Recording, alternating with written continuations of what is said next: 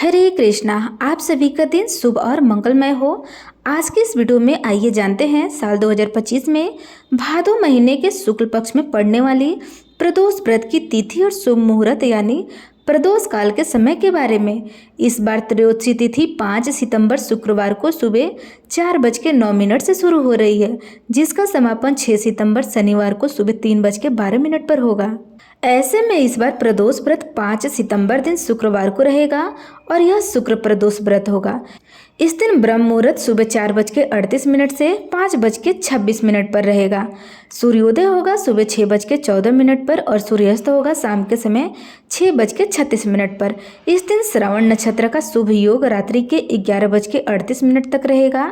प्रातःकाल का पूजा आप कर सकते हैं सुबह 4:53 से 6:01 तक और इस दिन शिववास नंदी पर रहेंगे, जो कि बहुत ही शुभ माना जाता है। और राहु काल सुबह 10:30 से दोपहर के 12 बजे तक रहेगा।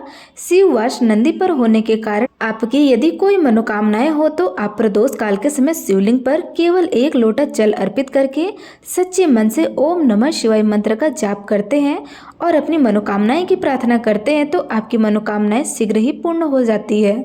5 सितंबर शुक्रवार को प्रदोष काल शाम के समय 5:51 से 7:21 तक रहेगी। यही वह शुभ मुहूर्त है जब आपको प्रदोष काल में शाम के समय पूजा करनी चाहिए। यदि आप इस समय घर पर नहीं हो तो जहाँ कहीं भी हो वहीं पर मानसिक रूप से भोलेनाथ और माता पार्वती सहित संपूर्ण शिव परिवार को प्रणाम करके मानसिक पूजा कर सकते हैं, मंत्र जाप कर सकते हैं और मानसिक भोग लगाकर उसके बाद जब भी आपके पास समय हो घर वापस आकर विधि विधान से पूजा करके प्रसाद ग्रहण करके व्रत खोल सकते हैं। प्रदोष व्रत में सुबह से लेकर शाम तक आपको जल, फल या ड्राई फ्रूट्स आदि का सेवन करना होता है। व्रत रखने वाले भक्तों को सुबह जल्दी उठकर स्नान आदि से निर्विध होकर हाथ में जल और पुष्प लेकर व्रत रखने का संकल्प लेना चाहिए।